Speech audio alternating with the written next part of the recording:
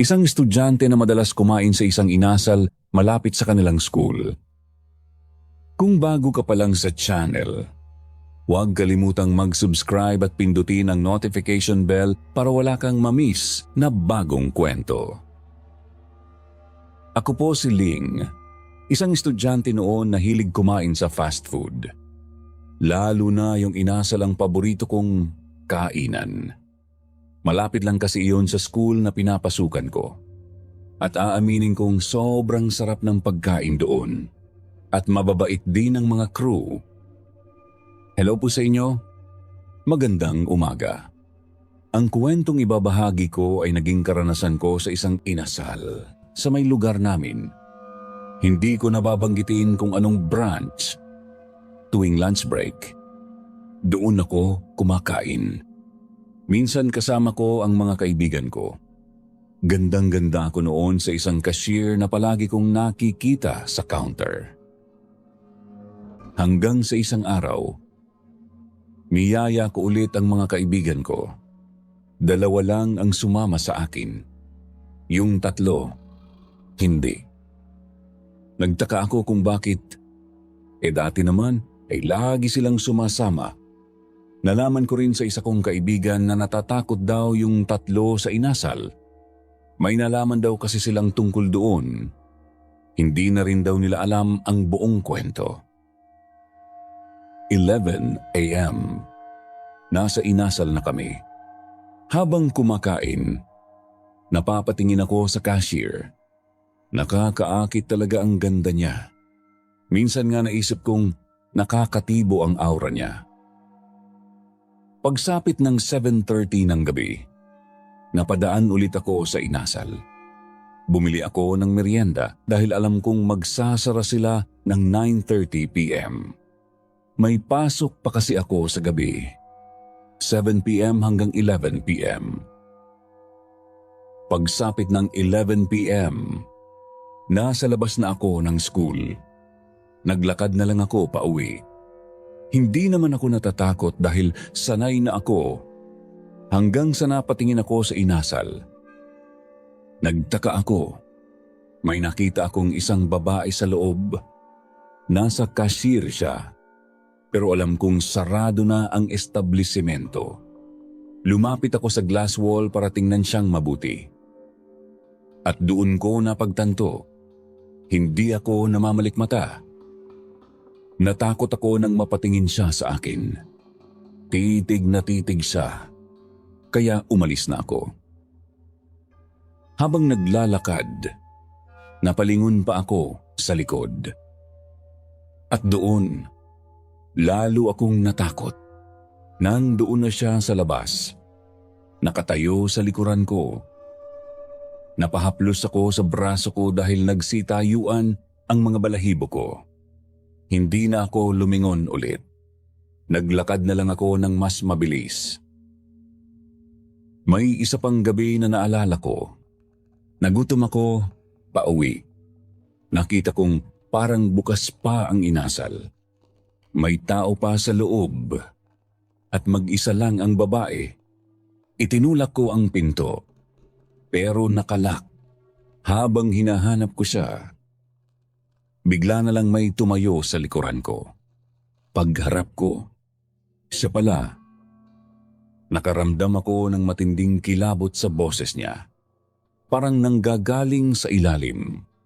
At sinabi lang niya, "Sarado na kami."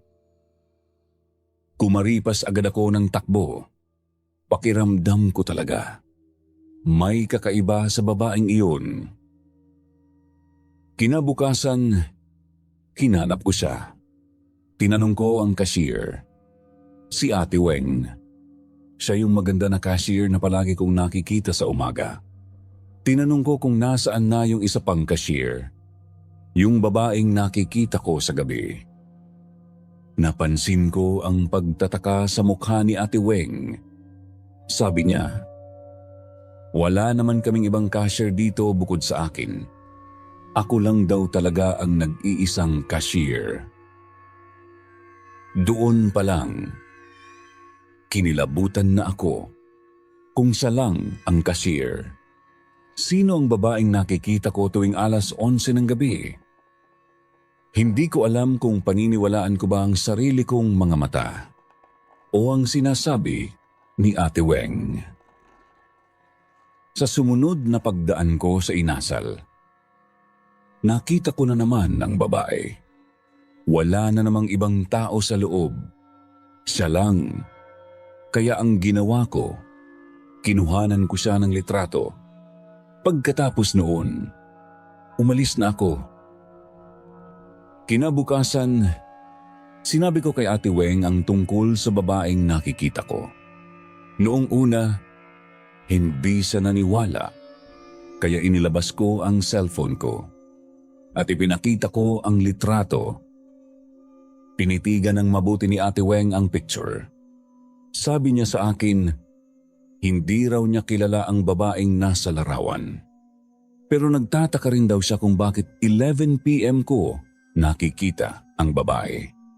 Saka hindi naman daw talaga bukas ang inasal ng ganoong oras. Hinala ni Ate Weng, baka multo na lang daw ang babaeng iyon. Doon na rin talaga ako natakot.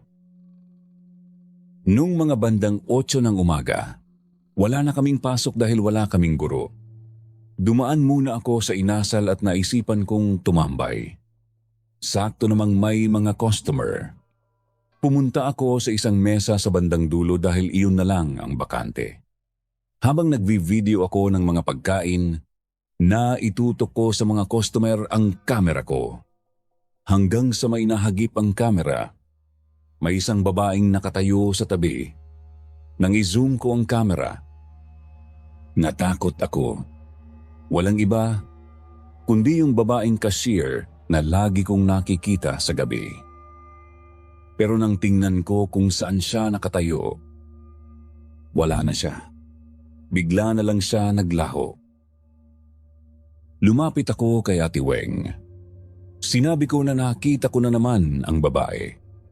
At sinabi ko ring bigla na lang siyang naglaho. Ikinwento rin ni Ate Weng sa ibang crew ang nakita ko. Kahit sila, nakitaan ko ng takot sa mukha habang nagkukwento ako. Wala rin daw silang alam tungkol sa babaeng iyon. Medyo nagtagal ako sa inasal. Nakaramdam ako ng matinding pag-ihi. Kaya patakbo akong pumasok sa CR. Habang umiihi ako, nakarinig ako ng mga yabag sa labas. Hindi ko na lang pinansin. Hanggang sa may narinig akong kumatok sa pinto ng CR. Pagbukas ko, wala naman akong nakita. Lumabas na lang ako. Pero nahagip ng mata ko sa gilid na may pumasok sa isang cubicle ng CR. Buong akala ko si Ate Weng iyon dahil pareho sila ng suot. Pero paglabas ko ng CR, nakita ko si Ate Weng na nasa counter pa rin. Sabi ko sa kanya, nakita kita kanina na pumasok sa CR. Pero nagulat siya. Sagot niya, hindi ako umalis sa pwesto ko. Maraming customer. Pareho kaming kinilabutan. Wala rin kasi siyang alam tungkol sa babaeng sinasabi ko. Pero hinala niya, baka isa raw iyon sa mga dating empleyadong nagtrabaho roon. Nang magkaroon kami ng pagkakataong makausap ang may-ari ng inasal, ipinakita namin ang litrato ng babae. Pero laking gulat namin. Naging blurred na ang picture. Samantalang malinaw naman iyon noong una. Hindi namin maisip ni Ate Weng kung bakit ganoon ang nangyari. Sa sumunod kong tambay sa inasal, may sinabi sa akin si Ate Weng. Nagkaroon daw sila ng overtime. At ayon sa kanya, nakaramdam din daw siya ng kakaiba sa inasal. May narinig daw siyang boses ng babae sa isang madilim na bahagi ng lugar. At pakiramdam daw niya, may nakatingin sa kanya. Araw ng linggo noon, inimbitahan ako ni Ate Weng dahil may maliit silang salo-salo sa inasal. Birthday raw ng isa nilang kasamahan. Mga 10 p.m. Masaya ang lahat. Tumulong din ako. Nahihiya naman kasi akong nakaupo lang. Pumunta ako sa kusina. At paglabas ko, nakita ko na naman ang babae. Nakaupo siya sa isang sulok. Medyo nakainom na rin si Ate Weng. Bigla na lang kaming lahat natigil nang makarinig ng mga basong nabagsak sa sahig. Nagtaka kami. Wala namang may nakasagi sa mesa. Makalipas ang ilang sandali, bigla na lang namatay ang ilaw. Habang naghihintay kaming bumalik ang kuryente, nakaramdam ako na may tumabi sa akin. May naamoy akong kakaiba. Parang amoy ng damit na matagal nang nakatago. May naramdaman din akong malamig malapit sa tenga ko. Muntik na akong matumba. Mabuti na lang at may nahawakan akong kamay. Pero agad din akong napabitaw. Sobrang lamig ng kamay na nahawakan ko.